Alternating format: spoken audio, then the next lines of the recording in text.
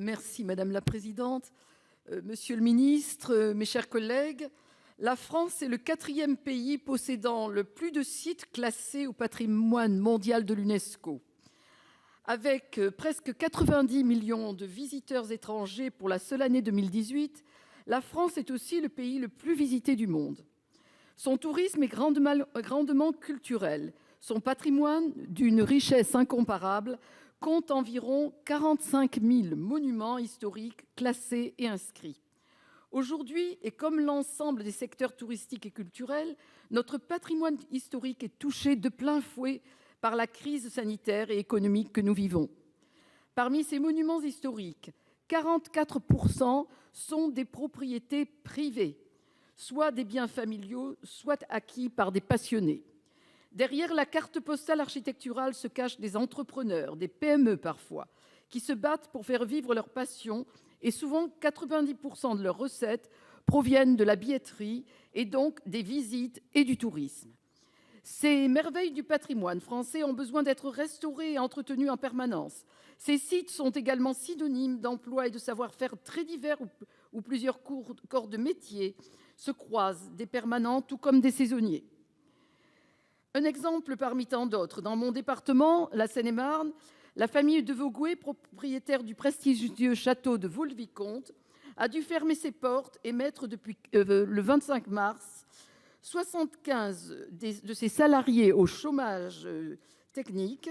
Pourtant, il faut maintenir l'entretien du domaine et des charges incompressibles courent.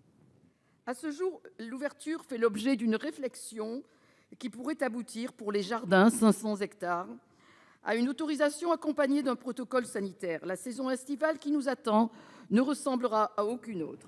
Les visiteurs étrangers seront beaucoup plus rares, mais la crainte de partir à l'étranger peut bénéficier au tourisme national. Comme le dit si bien Stéphane Bern, le patrimoine est une passion française, mais les conséquences économiques risquent de mettre en péril bien des sites. Vous avez largement dépassé votre Aussi, temps. Il Madame faudrait la poser Ministre, votre je question, termine. s'il vous plaît. Pouvez-vous nous indiquer les mesures que vous envisagez pour soutenir les propriétaires privés et notamment les inclure dans le plan de relance et si vous estimez possible de les autoriser à ouvrir leurs portes dès le mois de juin? Merci.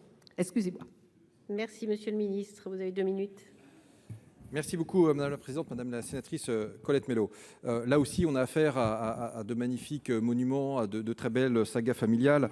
J'ai en tête, par exemple, la famille de l'Orgeril pour la Bourbancais. Vous évoquiez les Vogüé. Dans le département de l'Yonne, je vous incite à découvrir le château de Saint-Fargeau avec Michel Guyot. Sans oublier, par exemple, le château de Breteuil qui a réouvert.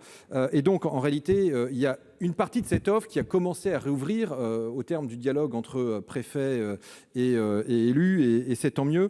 Mais quoi qu'il en soit, on sait combien ce patrimoine est lourd à entretenir, à maintenir.